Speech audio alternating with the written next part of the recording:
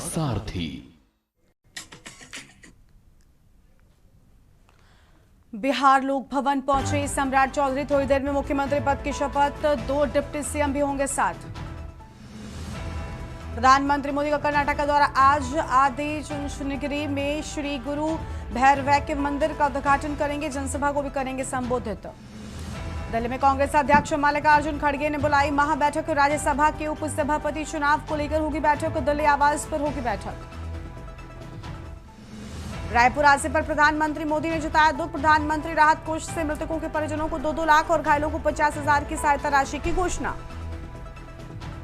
2029 से लागू होगा महिला आरक्षण अधिनियम। लोकसभा की सीटें 850 होंगी। जनगणना परिसीमन से तय होंगी लोकसभा और विधानसभा की सीटें। सबरीमाला केस में सुप्रीम कोर्ट में सुनवाई आज। महिलाओं की एंट्री के लिए दलीलें रखी जाएंगी। सरकार ने कहा कई देवी मंदिरों में पुरुष बैन।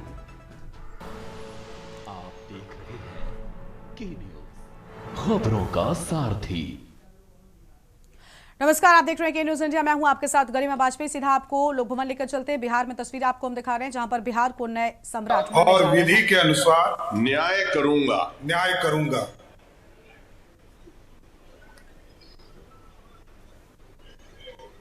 तो ये तस्वीर आपको हम दिखा रहे हैं, जहां पर सम्राट के राज तिलक की ये तस्वीर आपकी टीवी स्क्रीन पर। बिहार के सम्राट सरकार के शपथ ग्रहण समारोह की ये सीधी तस्वीर आपकी टीवी स्क्रीन पर। ईश्वर की शपथ लेता हूं कि जो विषय बिहार राज्य के मुख्यमंत्री के रूप में मेरे विचार के लिए लाया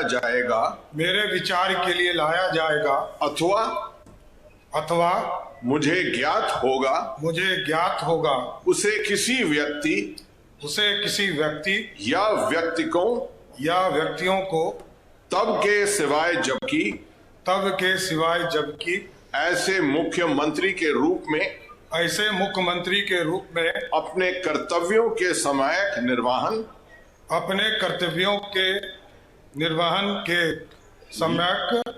के लिए ऐसा करना अपेक्षित हो। मैं प्रत्यक्ष अथवा अप्रत्यक्ष रूप से संचुतित या प्रकट नहीं करूंगा।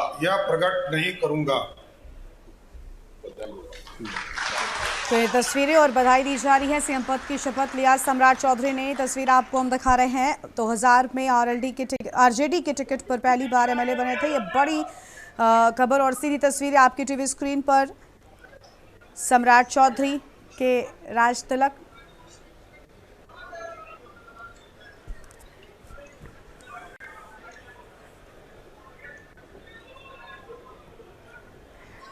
तो मुंगेर जिले के तारापुर से विधायक हैं और ये तस्वीरें जहां पर शपथ ग्रहण कर चुके हैं सम्राट चौधरी। बिहार के सम्राट बने, बिहार के राज्यपाल ने शपथ दिलाई, सीएम पद की शपथ ली है। ये तस्वीरें आपको हम दिखा रहे हैं। बिहार के सम्राट सरकार का शपथ ग्रहण समारोह की ये तस्वीरें, जहां हाथ मिलाकर बधाई दी गई है। और सम्राट चौधरी अब बिहार के नए सीएम बन चुके हैं। 24वें सीएम के तौर पर बड़ी जिम्मेदारी मिली है। 2014 में आरजेडी से जेडीयू में शामिल हुए थे। माननीय राज्यपाल महोदय, कृपया माननीय मंत्रीगण मनोनीत के नियुक्ति संबंधी आदेश को पढ़ने की अनुमति दी जाए।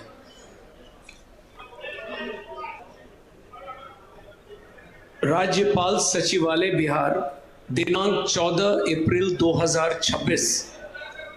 आदेश। बिहार के राज्यपाल संविधान के अनुच्छेद 164(1) द्वारा प्रदत्त शक्तियों का प्रयोग करते हुए मुख्यमंत्री की सलाह पर निम्नांकित व्यक्तियों को बिहार राज्य का मंत्री एवं मंत्रिपरिषद का सदस्य नियुक्त करते हैं। श्री विजय कुमार चौधरी, श्री विजेंद्र प्रसाद यादव, गोपाल मीना राज्यपाल के सचिव। माननीय मंत्री मनोनीत श्री विजय कुमार चौधरी से अनुरोध है कि मंच पर पधार कर पद एवं गोपनीयता की शपथ ग्रहण करने की कृपा करें।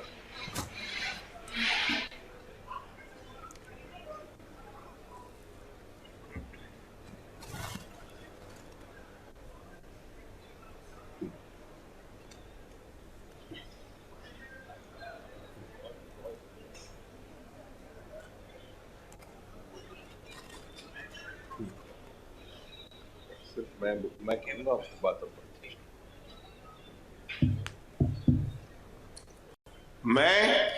मैं विजय कुमार चौधरी ईश्वर की शपथ लेता हूं कि मैं विधि द्वारा स्थापित भारत के संविधान के प्रति सच्ची श्रद्धा और निष्ठा रखूंगा। मैं भारत की प्रभुता और अखंडता अक्षुण्ण रखूंगा। मैं बिहार राज्य के मंत्री के रूप में अपने कर्तव्यों का श्रद्धापूर्वक और शुद्ध अंतःकरण से निर्वहन करूंगा तथा मैं भय या पक्षपात, अनुराग या द्वेष के बिना सभी प्रकार के लोगों के प्रति संविधान एवं विधि के अनुसार न्याय करूंगा। Oath of secrecy. Oath of secrecy. मैं विजय कुमार चौधरी ईश्वर की शपथ लेता हूं कि जो विषय बिहार राज्य के मंत्री के रूप में मेरे विचार के लिए लाया जाएगा अथवा मुझे ज्ञात होगा, उसे किसी व्यक्ति या व्यक्तियों को तब के सिवाय जबकि ऐसे मंत्री के रूप में अपने कर्तव्यों के सम्यक निर्वहन के लिए ऐसा करना अपेक्षित हो, मैं प्रत्यक्ष अथवा अप्रत्यक्ष रूप से संसूचित या प्रकट नहीं करूंगा। मुबारक हो। तो विजय चौधरी ने मंत्री पद की शपथ ली है। तस्वीर आपको हम दिखा रहे हैं। बिहार के सम्राट का एक तरफ शपथ ग्रहण, दूसरी ओर मंत्रियों को भी शपथ दिलाई गई है। विजय चौधरी नीतीश कुमार के बेहद करीबी नेताओं में से एक। इसके पहले बिहार विधानसभा में स्पीकर के तौर पर भी उन्होंने अपना समय दिया है और ये तस्वीर आपको हम दिखा रहे हैं जहाँ पर विजय चौधरी ने मंत्री पद की शपथ ग्रहण की है। नीतीश कुमार के बेहद करीबी नेताओं में से एक, भूमिहार नेताओं के तौर पर एक बड़ी पहचान। लोक भवन से ये तस्वीर आपको हम दिखा रहे हैं। शपथ ग्रहण समारोह जारी है। सम्राट चौधरी बिहार के 24वें मुख्यमंत्री बने और अब मंत्री पद की शपथ भी दिलाई जा रही है। विजय चौधरी पहले वित्त जल संसाधन मंत्रालय भी उन्होंने संभाला है। स्पीकर के तौर पर भी बड़ी जिम्मेदारी निभाई है। ये तस्वीरें हाथ मिलाकर राज्यपाल की ओर से बधाई दी गई है।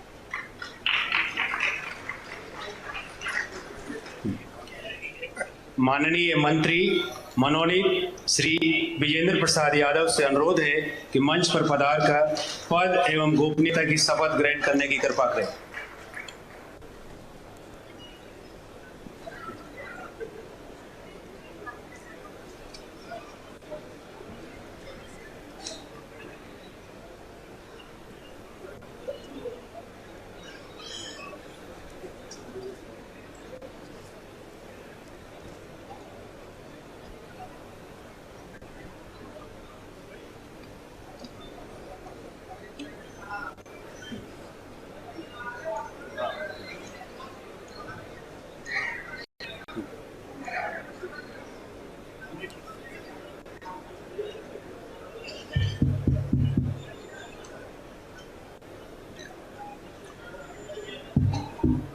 माइक थोड़ा।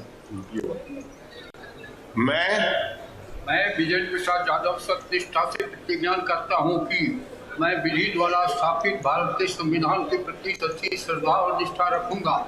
मैं भारत के प्रभुता और अखंडता अक्षुण्ण रखूंगा। मैं बिहार राज्य के मंत्री के रूप में अपने कर्तव्यों को श्रद्धापूर्वक और शुद्ध अंतःकरण से निर्वहन करूंगा तथा मैं भय या पक्षपात, अनुराग या द्वेष के बिना सभी प्रकार के लोगों के प्रति संविधान और विधि के अनुसार न्याय करूंगा। Oath of secrecy. मैं विजेंद्र प्रसाद यादव सत्यनिष्ठा से प्रतिज्ञा करता हूं कि जो विषय बिहार राज्य के मंत्री के रूप में मेरे विचार के लिए लाया जाएगा अथवा मुझे ज्ञात होगा, उसे किसी व्यक्ति या व्यक्तियों को तब के सिवाय जबकि ऐसे मंत्री के रूप में अपने कर्तव्यों के सम्यक निर्वहन के लिए ऐसा करना अपेक्षित हो, मैं प्रत्यक्ष अथवा अप्रत्यक्ष रूप से संसूचित या प्रकट नहीं करूंगा। तो विजेंद्र प्रसाद यादव की तस्वीरें। डिप्टी सीएम का बड़ा पद सौंपा गया है और 9 बार सुपौल से लगातार विधायक रहे हैं। नीतीश सरकार में ऊर्जा मंत्री का पद भी संभाला है। तस्वीर आपको हम दिखा रहे हैं। इस बार 2 डिप्टी सीएम बिहार में, एक पहला नाम विजय चौधरी का और दूसरा विजेंद्र प्रसाद यादव। ये तस्वीर आपको हम दिखा रहे हैं। 2025 में लगातार 9वीं बार सुपौल से विधायक बने और अब बड़ी जिम्मेदारी सौंपी गई है। 1990 से अब तक सुपौल का उन्होंने प्रतिनिधित्व किया है और शपथ ग्रहण की गई है। तस्वीर आपको हम दिखा दें। विजेंद्र प्रसाद यादव ने डिप्टी सीएम पद की शपथ ली है। नीतीश की पिछली सरकार में ऊर्जा मंत्री रहे हैं, बड़ी जिम्मेदारी संभाली है। लंबा अनुभव, कोसी के विश्वकर्मा के रूप में इनकी पहचान और एक वक्त में शरद यादव के भी बेहद करीबी रहे हैं विजेंद्र प्रसाद यादव। तस्वीर आपको हम दिखा रहे हैं। डिप्टी सीएम की बड़ी जिम्मेदारी, यादव जाति के बड़े नेता के रूप में भी इन्हें बड़ी पहचान। तो पहली तस्वीर आपको हम दिखा रहे हैं जहां पर सम्राट चौधरी और दूसरी तस्वीर में विजय चौधरी जिन्हें डिप्टी सीएम की बड़ी जिम्मेदारी और तीसरी तस्वीर विजेंद्र प्रसाद यादव की आपको हम दिखा रहे हैं। तो पहली तस्वीर सीएम और दो तस्वीरें आपको हम दिखा रहे हैं। डिप्टी सीएम की बड़ी जिम्मेदारी इन्हें सौंपी गई है। ये 3 तस्वीरें बिहार के नए नेताओं, नए चेहरों की। हालांकि पिछला लंबा अनुभव रहा, लेकिन नई जिम्मेदारियों के साथ ये नए चेहरे सामने आ चुके हैं। दोनों ही डिप्टी सीएम और सीएम सम्राट चौधरी साथ में नजर आ रहे हैं। समारोह के समापन की अनुमति दी जाए।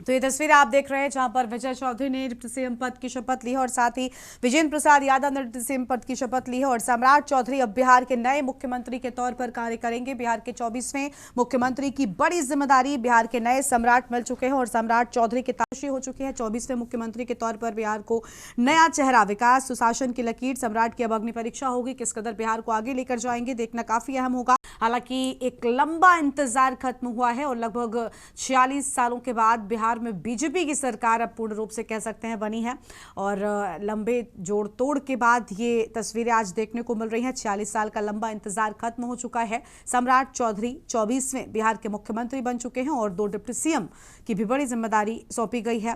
पहला नाम विजय चौधरी है और दूसरा नाम विजेंद्र प्रसाद यादव, जिन्हें बिहार में डिप्टी सीएम की बड़ी जिम्मेदारी मिली है। तस्वीर आपको हम दिखा रहे हैं। अब बिहार में बीजेपी राज की शुरुआत होगी। बिहार के डिप्टी सीएम बने विजय चौधरी और विजेंद्र प्रसाद यादव और सम्राट चौधरी को बिहार की नई जिम्मेदारी 24वें मुख्यमंत्री के तौर पर मिली है। तीनों ही मंत्रियों ने शपथ ग्रहण की है, राज्यपाल द्वारा शपथ दिलाई गई। बिहार में तस्वीर अब बदल चुकी है। बिहार किस तरीके से आगे बढ़ेगा देखना काफी अहम होगा। बिहार में बीजेपी की सरकार कैसे काम करेगी, क्या कुछ नई चीजें होंगी देखना बहुत अहम होगा।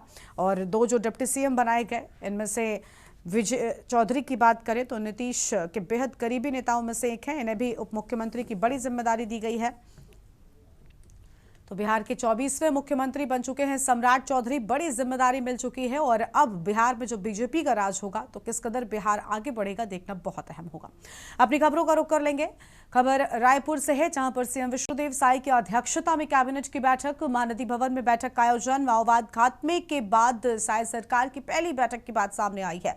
बस्तर विकास पर हो सकते हैं बड़े फैसले, नई योजनाओं के क्रियान्वयन पर लगेगी मोहर, प्रदेश के विकास एजेंडे पर होगी बड़ी चर्चा। बड़ी जानकारी आपको हम बता रहे हैं। आम जानकारी रायपुर से सामने आ रही थी जहां पर बैठक की बात सामने आई है।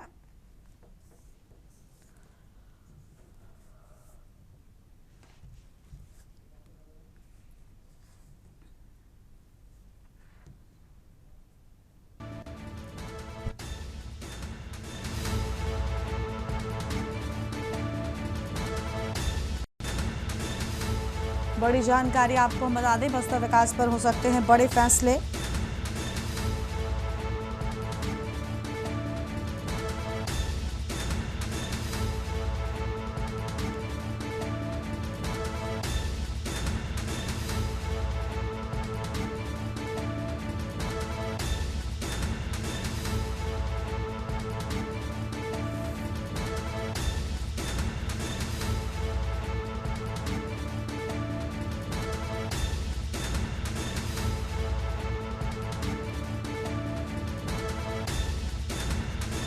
बड़ी जानकारी आपको बता रहे हैं। महानदी भवन में बैठक के आयोजन की बात सामने आई है।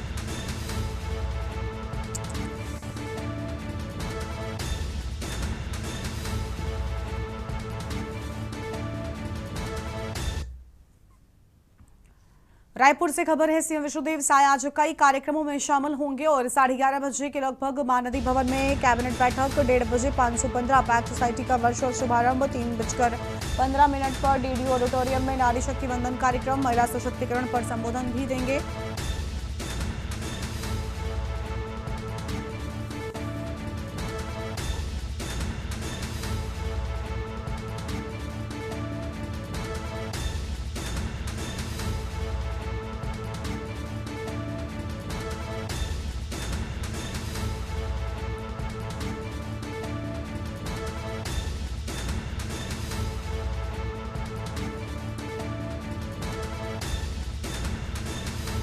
महिला सशक्तिकरण पर देंगे संबोधन। बड़ी जानकारी आपको हम बता रहे हैं।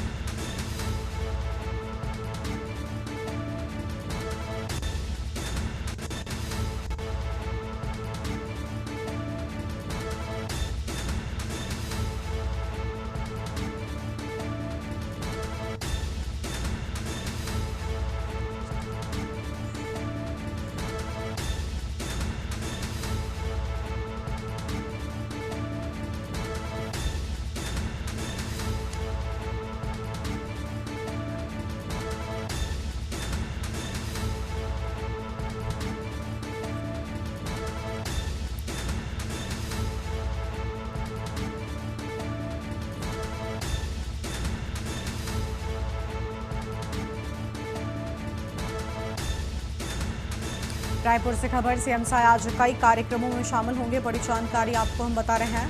11:30 बजे के लगभग महानदी भवन में कैबिनेट की बैठक की बात सामने आई है।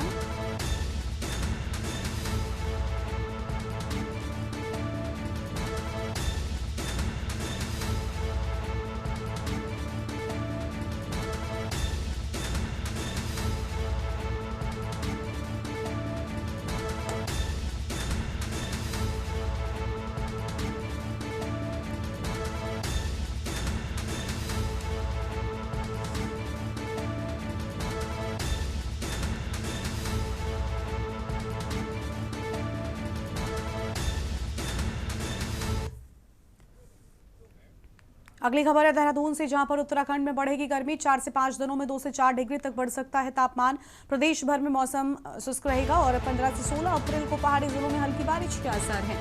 उत्तरकाशी, चमोली, पिथौरागढ़ में बूंदाबांदी भी संभव है। देहरादून से खबर, प्रदेश भर में बदलेगा मौसम, गर्मी बढ़ेगी।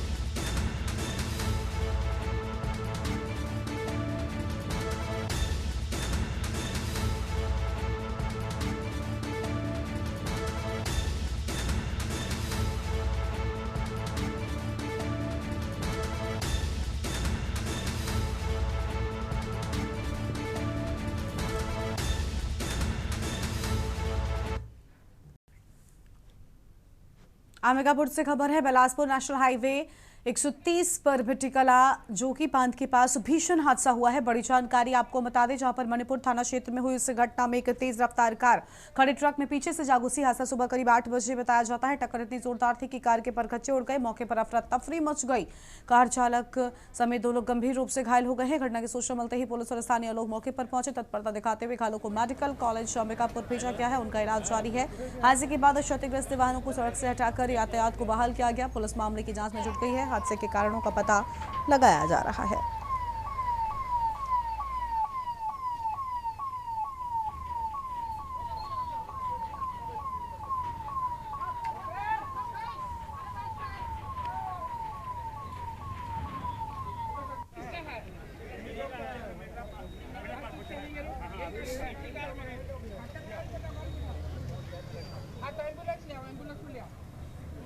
एम्बुलेंस आ रहा था उसमें ले आओ, जल्दी ले आओ। हाँ, जल्दी आओ। परेशानी हो रहा है। ओके है। गाड़ी से बैठे। हेलो। हाँ।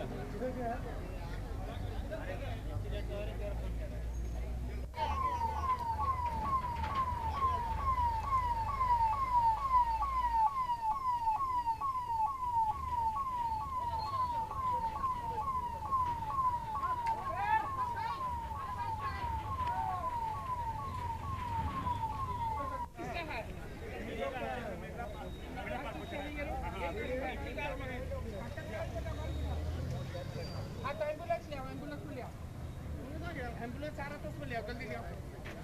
हाँ, जल्दी आओ। परेशानी हो रहा है। ओके है। गाड़ी से बैठे। हेलो। हाँ।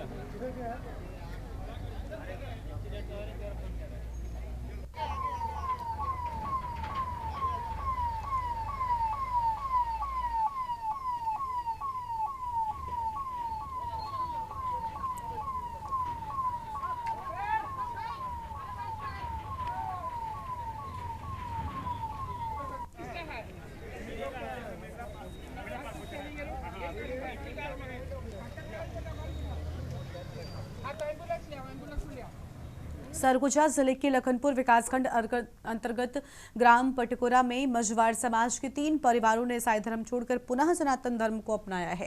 ये कार्यक्रम ग्रामीण समाज के वरिष्ठ जनों और जनप्रतिनिधियों की मौजूदगी में शांतिपूर्ण माहौल में संपन्न हुआ।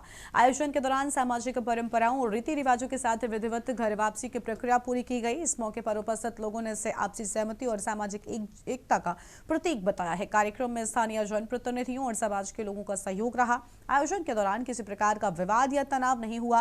पूरे क्षेत्र में सौहार्दपूर्ण वातावरण बना रहा। इस घटना को सामाजिक समरसता और पारंपरिक मूल्यों से जुड़ाव के रूप में देखा जा रहा है।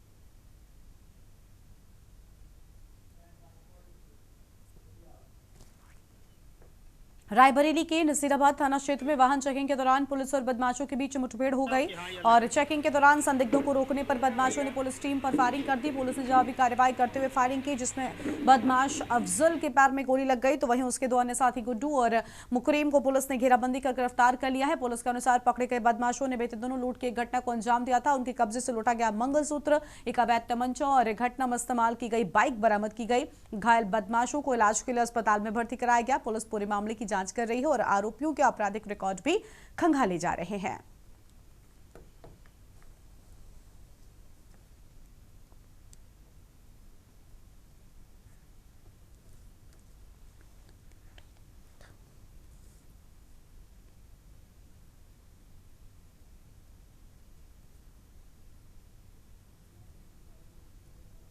कि हाँ ये लगे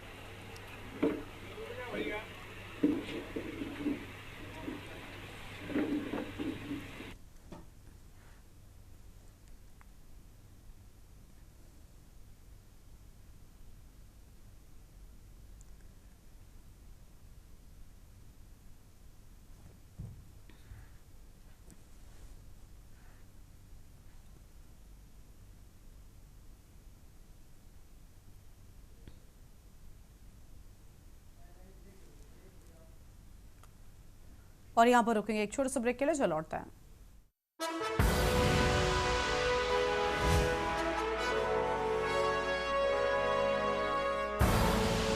आप देख रहे हैं के न्यूज, खबरों का सारथी। ब्रेक के बाद आप सभी का स्वागत है और इस बीच बड़ी जानकारी गुरुग्राम से सामने आ रही है, उसका रुख कर लेंगे। गुरुग्राम से खबर, सुबह से जारी जांच एजेंसी की कार्रवाई, बड़ी जानकारी आपको हम बता रहे हैं। गुरुग्राम से खबर, दस्तावेज और वित्तीय और रिकॉर्ड की हो रही जांच। अभी तक ईडी का आधिकारिक बयान नहीं। राजनीतिक हलकों में बड़ी हलचल।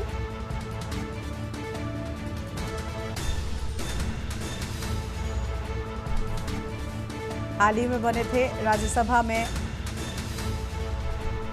स्पीकर राघव चड्ढा की जगह मिली थी नई जिम्मेदारी। बड़ी जानकारी आपको हम बता रहे हैं, मामले की जांच जारी।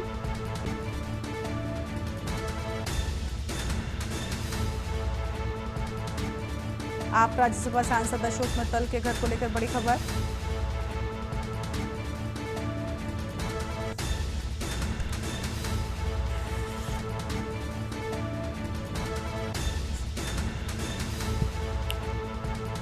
अभी तक ईडी का आधिकारिक बयान नहीं, बड़ी जानकारी आपको हम बता रहे हैं।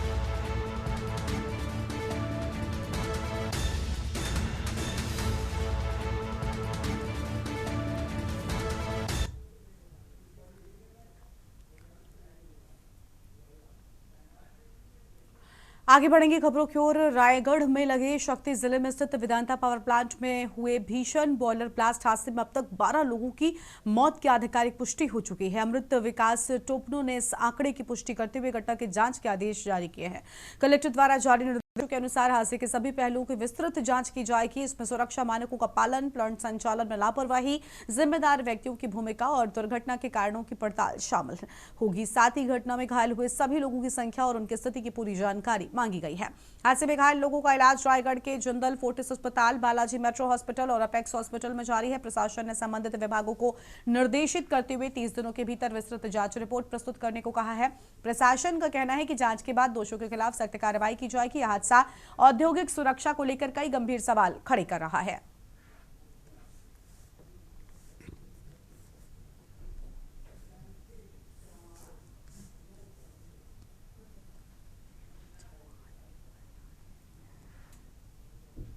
हादसे में 12 लोगों की मौत की बात सामने आई है। अमृत विकास टोपनो ने जांच के आदेश दे दिए हैं। 30 दिन में विस्तृत जांच रिपोर्ट मांगे जाने की बात सामने आई है। बड़ा हादसा रायगढ़ से शक्ति वेदांता पावर प्लांट में बॉयलर ब्लास्ट की बात सामने आई।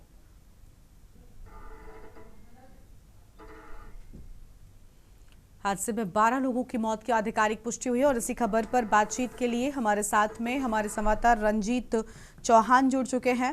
रंजीत, पूरी जानकारी क्या है आपके पास में? बड़ा हादसा, 12 लोगों की जान गई है। जी बताते हैं जो पूरा मामला है रायगढ़ जिले से लेकर शक्ति जिले का मामला है और जो संगीतराई में स्थित वेदांता पावर प्लांट में कल दोपहर 2 बजे एक बड़ी दुर्घटना हो गई जिसमें लगभग 9 मजदूरों की मौत हो चुकी है। हालांकि ये आंकड़ा अभी 14 तक पहुंच चुकी है और अभी हमारे सूत्रों के हवाले से ये खबर आ रही है कि जो मृतक मजदूरों की संख्या है उसमें और भी वृद्धि और हो सकती है या भी घट भी सकती है। कई लोग लापता भी हैं और लगभग 60 से 70 लोग जो है बुरी तरीके से घायल हो चुके हैं, झुलस गए हैं, जिसका इलाज जो है रायगढ़ की Fortis hospital, metro Balaji hospitals and apex hospital में जारी है। और इस विषय में जांच के लिए जो शक्ति कलेक्टर है उन्होंने भी निर्देश दिया हुआ है। साथ ही साथ इस पर है प्रधानमंत्री नरेंद्र मोदी ने भी गहरा दुख प्रकट करते हुए जो मृतक परिवार है उनको प्रधानमंत्री राहत कोष से 2-2 लाख रुपए की मुआवजा राशि और जो घायल व्यक्ति हैं उनकी इलाज के लिए 50-50 हजार रुपए भी की घोषणा की गई है। साथ ही साथ राज्य शासन से जो मृतक परिवार है उनको 5 लाख रुपए और जो है घायलों की इलाज के लिए भी 2 लाख रुपए की जो मुआवजा राशि है वो घोषणा की गई है। और जो हमारे राज्य के मुखिया विष्णु देव साय हैं उन्होंने मामले को लेकर के गंभीरता से उस पर नजर बनाए हुए हैं और लगातार इस मामले की जानकारी ले रहे हैं ताकि किसी भी प्रकार की परेशानी ना हो। जो जिस प्रकार के जो घायल व्यक्ति हैं उनको उचित उपचार मिल पाए। साथ ही साथ वेदांता पावर की बात करें तो उनके द्वारा भी ये घोषणा की गई है कि जो मृतक परिवार है उनको 35 लाख रुपए की मुआवजा राशि, साथ ही साथ नौकरी और जो घायल हो चुके हैं उनके इलाज का खर्चा प्लस उनका जॉब और उनकी वेतन अभी भुगतान जारी रहेगा। हालांकि इस प्रकार की दुर्घटना को लेकर के काफी ज्यादा आम पब्लिक पर भी आक्रोश है। आपको बता दें कि जो कांग्रेस विधायक है राम यादव जी उन्होंने कल धरने पर बैठे हुए थे। साथ ही साथ जो घायल मरीज है जो मृतक के परिवारजन है उनका भी काफी ज्यादा आक्रोश देखने को मिल रहा है और वो इस सभी चीजों से नाखुश हैं और कहीं ना कहीं इतनी बड़ी क्षति होने से उनको भी काफी ज्यादा समस्या का सामना करना पड़ रहा है। जी बिल्कुल, साफ तौर पर रंजीत तो बहुत बड़ा नुकसान है, कई लोगों की जान जाने की भी बात सामने आई है क्योंकि जांच के आदेश अब दे दिए गए हैं कि आखिर ये बॉयलर ब्लास्ट हुआ कैसे। मुझे लग रहा है अब जब जांच होगी तो कई सारे नाम सामने आएंगे और जो जिम्मेदार होंगे उन पर भी सख्त एक्शन लिया जाएगा। जी अभी चूंकि जांच के आदेश दिए गए हैं क्योंकि कल से ही घटना होने के पश्चात जो है जो ठेका कंपनी है और साथ ही साथ जो इंजीनियर्स हैं वो मौके से फरार हो चुके थे कि इस प्रकार की घटना होने के बाद उन्होंने जो वहां से है जो भाग गए थे। और अभी भी कई जो घायल मरीज है उनका कोई पता भी नहीं है। कई लोगों को हॉस्पिटल पहुंचाया गया है जिनका इलाज जारी है, कई लोग की मृत्यु हो चुकी है, साथ ही साथ कई लोग लापता भी है। कई परिवारों का ये भी आरोप है कि अभी तक जो है उनके जो परिजन है जो वहां पे काम करने के लिए गए थे उनका कोई अता पता नहीं है, हॉस्पिटल में भी पता नहीं है ना कहीं पे। तो इस प्रकार की स्थिति भी बनी हुई है। तो वो भी जो है कल शाम से जो है वेदांता जो पावर प्लांट है गेट के सामने परिवार जन भी धरना पर बैठे हुए हैं। जी बहुत शुक्रिया आपका रंजीत हमारे साथ जोड़ने के लिए और अहम जानकारी के न्यूज़ इंडिया के दर्शकों के साथ में साझा करने के लिए। हादसे में लोगों की मौत की आधिकारिक पुष्टि भी किए जाने की बात सामने आई है। बड़ी जानकारी आपको हम बता रहे हैं। कलेक्टर अमृत विकास टोपनो ने जांच के आदेश दे दिए हैं।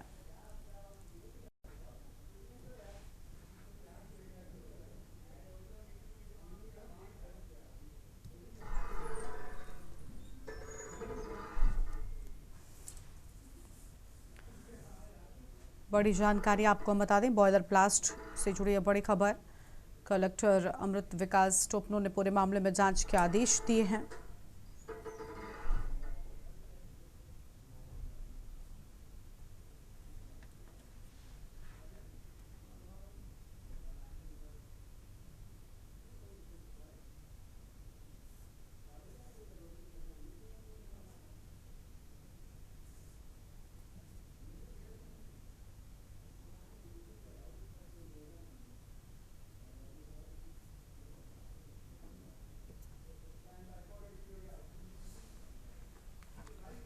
आगे बढ़ेंगे खबरों की ओर।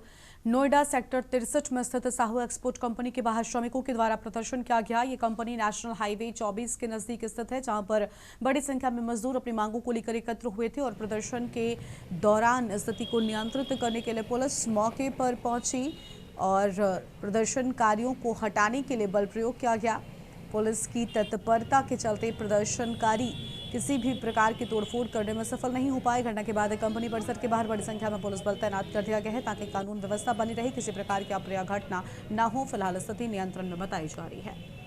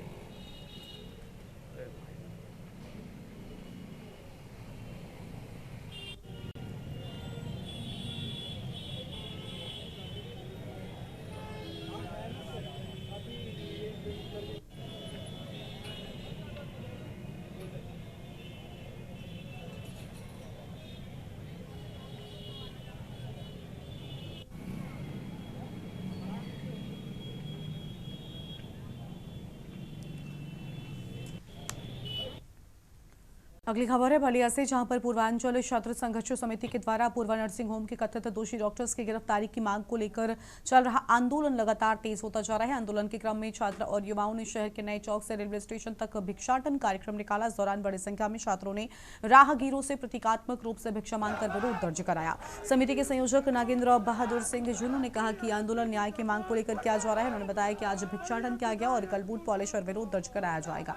उन्होंने कहा से एकत्रित धन को जिले के अधिकारियों, मंत्री, सांसद और अन्य जनप्रतिनिधियों को सौंपा जाएगा, क्योंकि पैसे और पावर के कारण अभी तक दोषियों की गिरफ्तारी नहीं हो सकी। पूर्व छात्र संघ अध्यक्ष राहुल मिश्रा ने कहा कि जब तक पूर्वा नर्सिंग होम के दोषी डॉक्टर्स की गिरफ्तारी नहीं होती तब तक आंदोलन जारी रहेगा।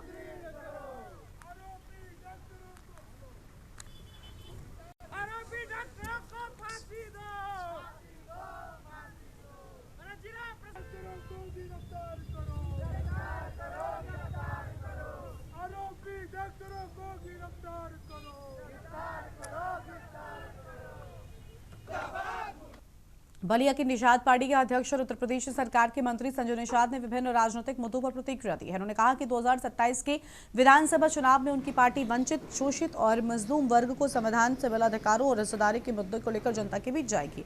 उन्होंने दावा किया कि सरकार इन वर्गों के हित में लगातार कार्य कर रही है। नोएडा में श्रमिक आंदोलन और सपा प्रमुख अखिलेश यादव के द्वारा मुख्यमंत्री के इस्तीफे की मांग पर संजय निषाद ने कहा कि यह घटना दुर्भाग्यपूर्ण है, लेकिन सरकार मजदूरों के साथ है और आवश्यक नियम कानूनों को लागू करने की प्रक्रिया जारी है। राहुल गांधी के आरएसएस पर दिए गए बयान पर प्रतिक्रिया देते हुए उन्होंने कहा कि आरोप प्रत्यारोप की राजनीति चलती रहती है और पहले संबंधों के समय तारीफ होती थी, लेकिन दूरी बनने पर आलोचना शुरू हो जाती है। उन्होंने पश्चिम बंगाल और बिहार की राजनीति पर भी टिप्पणी करते हुए कहा कि एनडीए मजबूत स्थिति में है, अधिकांश राज्यों में विकास और सुशासन की दिशा में काम हो रहा है।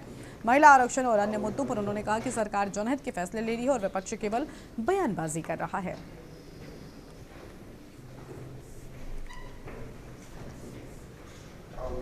अरे गरीबों के, मजलूमों के, शोषित वंचितों के जो अब तक संविधान में उनको हिस्सेदारी नहीं मिली है, उन्हें संवैधानिक सुख सुविधाएं नहीं मिली हैं, उनको हमारी सरकार दे रही है तो उन्हें बताना ही पड़ेगा कि हमारी सरकार ने क्या क्या किया है और उस सरकार की जितनी भी हमारी योजनाएं हैं, जिस तरीके से मत्स्य विभाग से मछुआ कल्याण कोष की स्थापना कराई।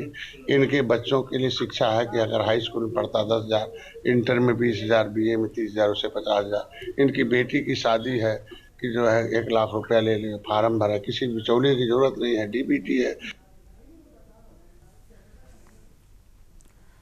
अगली खबर है बलिया से, जहां पर बाप बेटी के पवित्र रिश्ते को शर्मसार करने वाली खबर सामने आई। सगे पिता ने अपनी ही 11 वर्षीय नाबालिग बेटी को वश का शिकार बनाया। जानकारी के माने आरोपी पिता की 4 शादियां हुई थी, जिसमें से 2 पत्नियों की मृत्यु हो चुकी है और 2 उसे छोड़कर जा चुके हैं। घर में वो अपनी सबसे छोटी बेटी के साथ रहता था। घटना वाले दिन आरोपी नशे की हालत में घर पहुंचा, बेटी से खाना मांगा। खाना खाने के बाद उसने क्रूरता की सारी हदें पार करते हुए मासूम के हाथ पैर बांधकर कमरे में उसके साथ दुष्कर्म किया।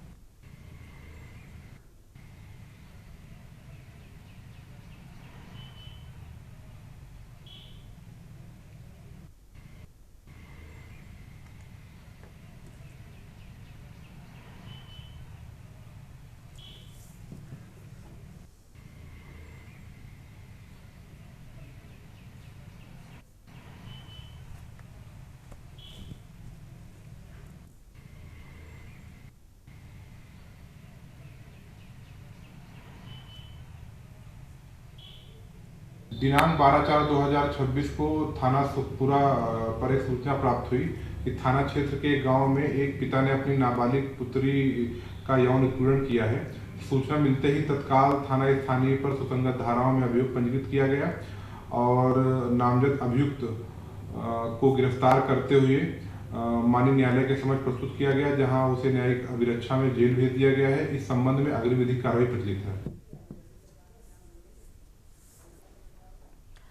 खबर है जौनपुर से, जहां पर मोतिहारी में जहरीली शराब से हुई मौतों का मामला अब नया मोड़ लेता हुआ नजर आ रहा है। उत्तर प्रदेश के जौनपुर से जुड़ता हुआ भी दिखाई दे रहा है। बिहार के मोतिहारी जिले में हुई इस दर्दनाक घटना के बाद पुलिस जांच में शराब माफियाओं के नेटवर्क के तार दूसरे राज्यों तक फैले गए हैं और इसी कड़ी में जौनपुर का नाम भी सामने आया है। जानकारी के अनुसार जहरीली शराब पीने से कई लोगों की मौत के बाद बिहार पुलिस ने तेजी से कार्रवाई करते 2 मुख्य आरोपियों को गिरफ्तार कर लिया है, जबकि अन्य की तलाश जारी है। फरार आरोपियों की गिरफ्तारी के लिए बिहार पुलिस की टीम पिछले 3 दिनों से जौनपुर में डेरा डाले हुए। पुलिस ने जौनपुर के जलालपुर थाना क्षेत्र के नहुरा गांव में चंदन सिंह नामक आरोपी की तलाश में स्थानीय पुलिस के साथ लगातार 2 दिन तक छापेमारी की, लेकिन आरोपी पहले ही फरार हो चुका था।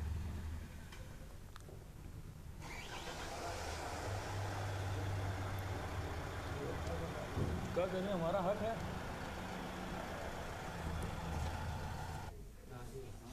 चलो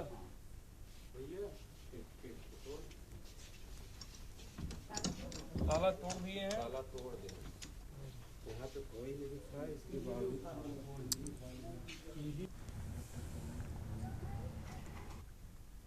अगली खबर आपको गुरुग्राम से बताते हैं। इस बीच बड़ी जानकारी गुरुग्राम से सामने आ रही है, जहां पर आप राज्यसभा सांसद अशोक मित्तल के घर ईडी की रेड। बड़ी जानकारी आपको हम बता रहे हैं। गुरुग्राम से बड़ी खबर, सुबह से जारी जांच एजेंसी की कार्रवाई, ईडी की रेड की बात सामने आई है। बड़ी खबर आपको हम बता रहे हैं और दस्तावेज और वित्तीय रिकॉर्ड की पूरे मामले में हो रही जांच। अहम खबर आपको हम बता दें, अभी तक ईडी का आधिकारिक बयान नहीं आया।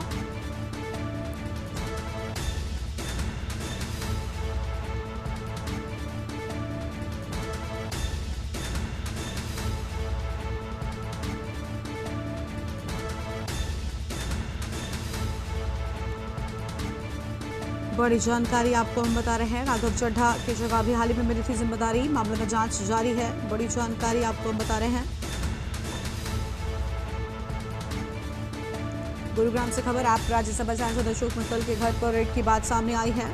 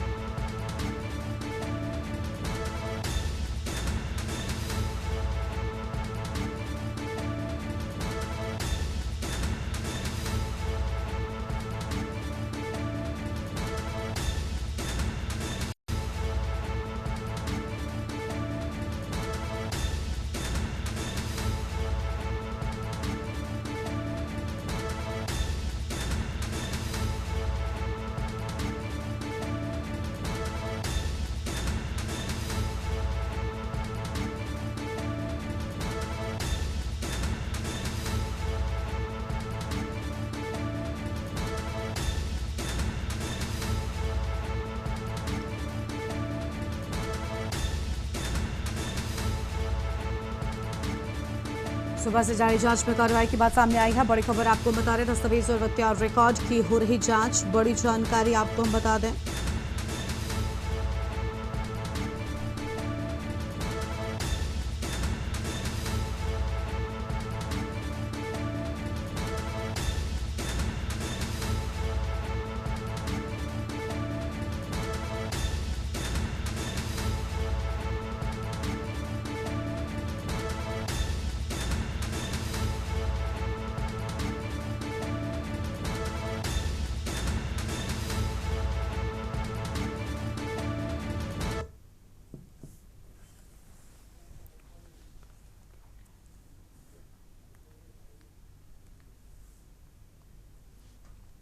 खबर है बाराबंकी से, जहां पर एक दर्दनाक सड़क हादसे ने पूरे इलाके में तनाव पैदा कर दिया। जतरिक के जैसाना गांव के पास एक तेज रफ्तार वाहन की चपेट में आने से 30 वर्षीय अतुल कुमार की मौके पर ही मौत हो गई। इस घटना के बाद मृतक के परिजनों और ग्रामीणों का गुस्सा फूट पड़ा। आक्रोशित ग्रामीणों ने अतुल के शव को मोदीपुर पुलिस चौकी के सामने रखकर विरोध प्रदर्शन शुरू कर दिया है। देखते ही देखते विरोध प्रदर्शन उग्र हो गया। ग्रामीणों ने भानमऊ गंगागंज मार्ग को पूरी तरीके से जाम कर दिया। सड़क जाम होने के कारण वाहनों की कतार लग गई और यातायात व्यवस्था ठप हो गई। प्रदर्शनकारियों की मांग थी कि दोषी चालक को तत्काल ही गिरफ्तार किया जाए, पीड़ित परिवार के उचित आर्थिक मुआवजा दिया जाए। हादसे और हंगामे की सूचना मिलते ही सतरिक और कोठी थाने के पुलिस बल के साथ मौके पर पहुंची। काफी देर तक चले हंगामे के बाद पुलिस प्रशासन के उच्च अधिकारियों ने ग्रामीणों को निष्पक्ष जांच और मुआवजे की प्रक्रिया शुरू करने का आश्वासन दिया, जिसके बाद जाम खोला गया। पुलिस ने शव को कब्जे में लेकर पोस्टमार्टम के लिए भेज दिया है और फरार वाहन की तलाश शुरू कर दी है।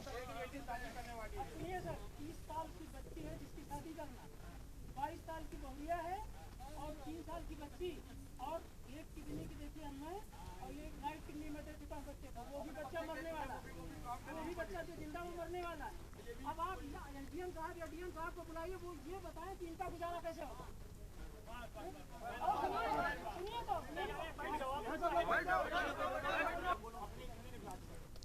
एक बच्चा है, वो बच्चा मर चुका, अब इनका कोई कमाने वाला, ये भी जिंदा लाश है, बेटी है, 22 साल की बेटी शादी करने वाली है। सुनिए सर, 30 साल की बच्ची है जिसकी शादी करना, 22 साल की बहुरिया है और 3 साल की बच्ची और एक किडनी की देखिए हमने और ये राइट किडनी में चुका बच्चे का, वो भी बच्चा मरने वाला, वो भी बच्चा जो जिंदा वो मरने वाला है। अब आप डीएम साहब या डीएम साहब को बुलाइए, वो ये बताएं कि इनका गुजारा कैसे होगा। सुनिए तो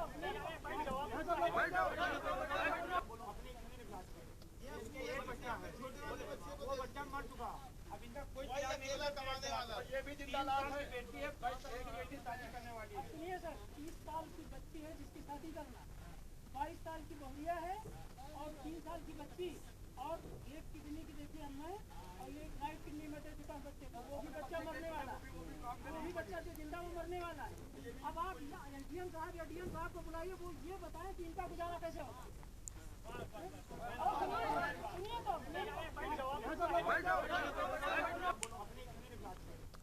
एक बच्चा है, वो बच्चा मर चुका, अब इनका कोई कमाने वाला, ये भी जिंदा लाश है, बेटी है, 22 साल की बेटी शादी करने वाली है। सुनिए सर, श्रमिकों के हंगामों को लेकर जिला प्रशासन ने सख्त रुख अपनाते हुए नए आदेश जारी करती है। जेएम ने स्पष्ट किया है कि अगर किसी भी श्रमिक द्वारा उपद्रव व्यवहार किया जाता है तो केवल संबंधित व्यक्ति ही नहीं बल्कि उसे काम पर लगाने वाली एजेंसी और ठेकेदार पर भी कार्रवाई की जाएगी। प्रशासन के अनुसार कंपनी और श्रमिकों के बीच जो ठेकेदारी एजेंसियां लेबर सप्लाई करती हैं उनकी जिम्मेदारी भी तय की जाएगी। किसी भी तरह की व्यवस्था या हिंसक गतिविधि पाए जाने पर संबंधित एजेंसी के खिलाफ सख्त कार्रवाई करते हुए उसे ब्लैकलिस्ट भी किया जा सकता है। गौतम बुद्ध नगर का वेतन 13,600। मैं गौतम बुद्ध नगर की जिलाधिकारी सभी श्रमिक भाइयों और बहनों की तरफ से माननीय मुख्यमंत्री जी का धन्यवाद करना चाहती हूं कि उन्होंने हाई पावर्ड कमेटी गठित करी, जिसके द्वारा श्रमिकों की मुख्य मांग वेतन बढ़ोतरी को माना गया है और गौतम बुद्ध नगर में वेतन बढ़ाया गया है। अब गौतम बुद्ध नगर का वेतन 13,690 से लेकर 16,868 के बीच में विभिन्न श्रेणी के श्रमिकों के लिए निर्धारित किया गया है। चंदौली में चर्चित खुशबू किन्नर बम विस्फोट मामले में नया मोड़ सामने आया है। करीब 2.5 महीने बाद जमानत पर जेल से बाहर आए विकास सिंह ने पुलिस कार्रवाई पर गंभीर सवाल उठाए हैं। विकास सिंह का आरोप है कि इस पूरे मामले में उन्हें और उनके परिवार को साजिश के तहत फंसाया गया। उन्होंने कहा कि विपक्षी अंकित सिंह और खुशबू किन्नर ने मिलकर खुद ही अपने घर की दीवार में बम विस्फोट कराया और बाद में उन्हें झूठे मुकदमे में फंसा दिया। विकास सिंह ने तत्कालीन बलुआ थानाध्यक्ष अतुल कुमार प्रजापति पर भी गंभीर आरोप लगाते हुए कहा उन्होंने फर्जी जिलेटिन रॉड बरामद दिखाकर कई निर्दोष लोगों को जेल भेजा और परिवारों को मानसिक उत्पीड़न झेलना पड़ा।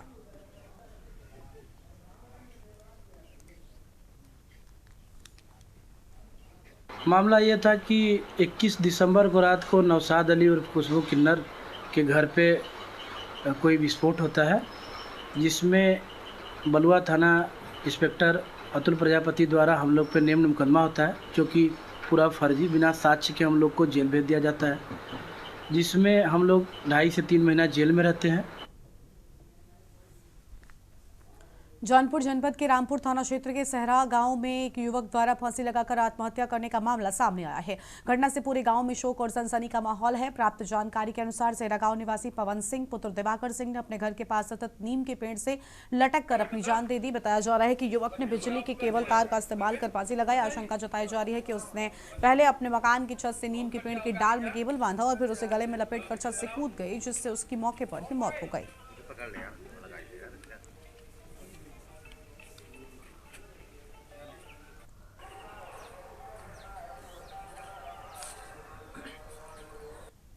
इस बुलेटिन में इतना ही। देखते रहिए के न्यूज़ इंडिया। नमस्कार।